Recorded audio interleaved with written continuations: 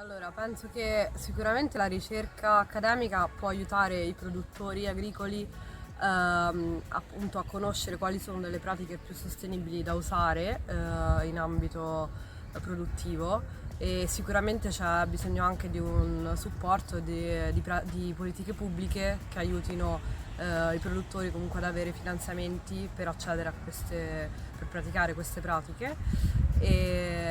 Però la ricerca accademica può appunto supportare gli agricoltori che spesso non riescono ad avere queste conoscenze o ad accedere anche alle conoscenze, può supportare gli agricoltori per sapere cosa è meglio fare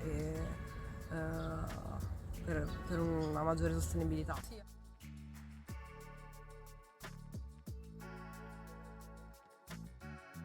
La cosa che mi sembra più opportuno dire, specialmente avendo ascoltato intanto questa mattinata di lavori qui a San Piero a Grado, in questo centro, è che io credo serva un nuovo patto, una nuova sinergia tra che cosa? Tra il mondo scientifico, tra le istituzioni e le aziende.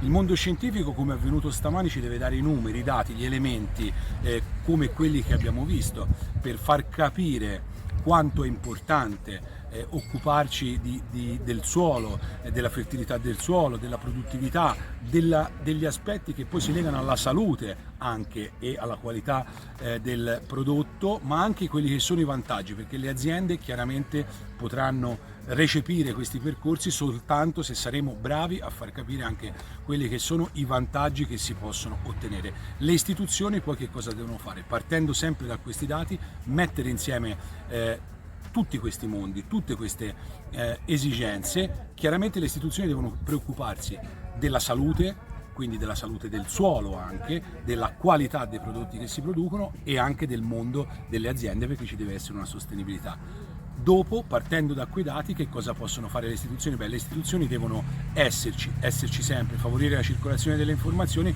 ma non possiamo nasconderci che le istituzioni, e in questo caso mi riferisco a quelle regionali e a quelle nazionali, devono anche mettere in campo le risorse necessarie, perché in tutti questi processi è evidente e necessario che serva anche un'incentivazione, non solo in termini di conoscenze, di know-how come si direbbe, ma anche proprio in termini economici, una incentivazione di questi percorsi, soprattutto guardando all'avvio di una nuova concezione, in una concezione dell'agricoltura in chiave agroecologica, ma anche in quei momenti in cui attraverso le rotazioni o il riposo di un determinato suolo le aziende potrebbero andare in sofferenza.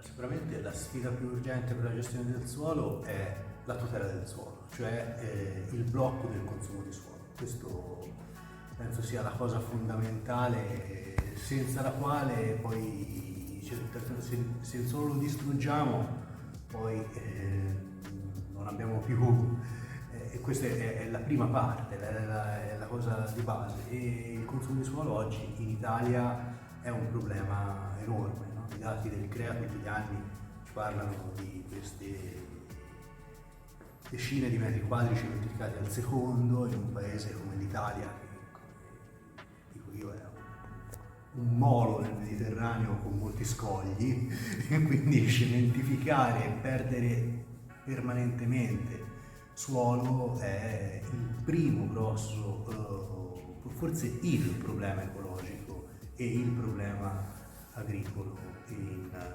Italia. Dopodiché ci sono tutti gli altri aspetti di cui si può discutere e che si possono affrontare su come gestire il suolo, come tutelarlo.